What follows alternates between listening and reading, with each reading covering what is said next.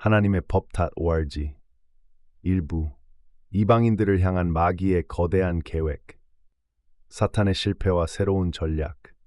예수님께서 아버지께 돌아가신 지 몇 년 후 사탄은 이방인들을 향한 장기 계획을 시작했습니다. 예수님을 자기 편으로 끌어들이려는 시도는 실패했고 마태복음 4장 8절에서 9절 그리스도를 무덤에 가두려는 모든 희망은 부활로 인해 영원히 산산조각났습니다. 사도행전 2장 24절. 뱀에게 남은 것은 에덴 이후로 항상 해왔던 일을 이방인들 사이에서 계속하는 것이었습니다. 인류를 설득하여 하나님의 법을 순종하지 않게 하는 것. 창세기 3장 4절에서 5절. 계획의 두 가지 목표. 이를 달성하기 위해 두 가지가 이루어져야 했습니다.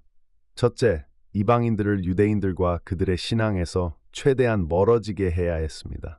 인류 창조 때부터 존재해온 신앙, 예수님의 가족, 친구들, 사도들, 제자들이 지켰던 신앙을 포기하게 해야 했습니다.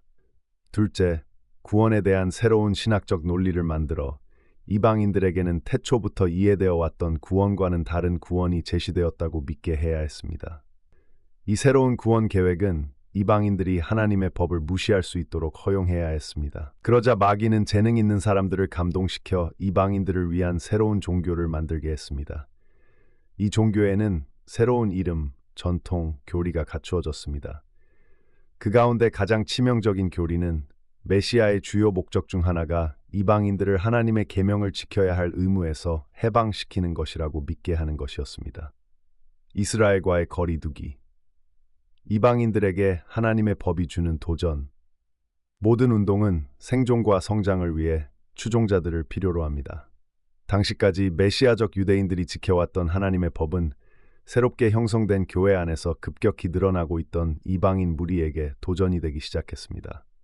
할례, 제7일 준수, 특정 음식 금지와 같은 계명들은 운동의 성장을 가로막는 장벽으로 여겨지기 시작했습니다. 지도자들은 점차 이방인 집단에 맞추어 양보하기 시작했으며 메시아의 오심이 비유대인들에겐 하나님의 법을 느슨하게 했다는 거짓 주장을 근거로 삼았습니다. 그러나 이 주장은 구약 성경이나 4개의 복음서에 기록된 예수님의 말씀 어디에도 근거가 없는 것이었습니다. 출애굽기 12장 49절. 유대인들의 반응. 한편 예수님께서 행하신 기적들과 일부 원래의 사도들을 포함한 목격자들의 존재로 인해 여전히 운동에 관심을 보이던 소수의 유대인들은 하나님의 법을 지키는 의무가 점차 포기되는 모습을 보고 당연히 심히 괴로워했습니다. 이들은 예수님과 사도들 그리고 제자들이 신실하게 지켰던 바로 그 법을 따르던 사람들이었습니다. 거리두기의 결과, 현재 예배의 상태. 그 결과 우리가 아는 것처럼 수백만 명이 매주 교회에 모여 하나님을 예배한다고 주장하지만 바로 그 하나님께서 한 민족을 자신을 위해 언약으로 구별하셨다는 사실을 완전히 무시한 채 예배하고 있습니다. 이스라엘에 대한 하나님의 약속.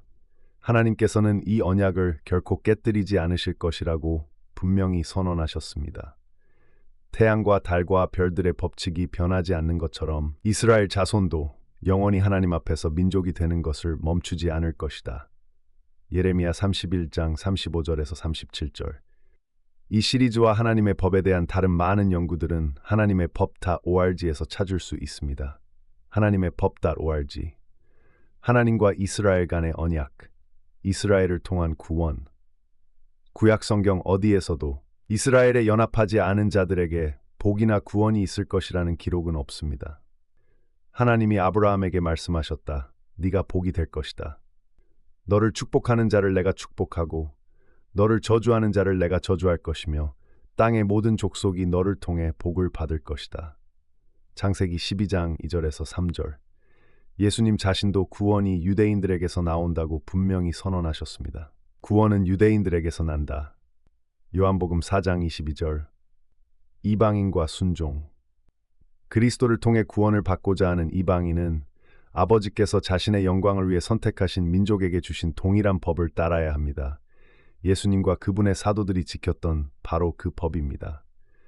아버지께서는 그러한 이방인이 직면하는 도전에도 불구하고 보이는 믿음과 용기를 보십니다. 하나님은 그에게 사랑을 부으시고 이스라엘과 연합시키며 아들에게 인도하여 용서와 구원을 얻게 하십니다.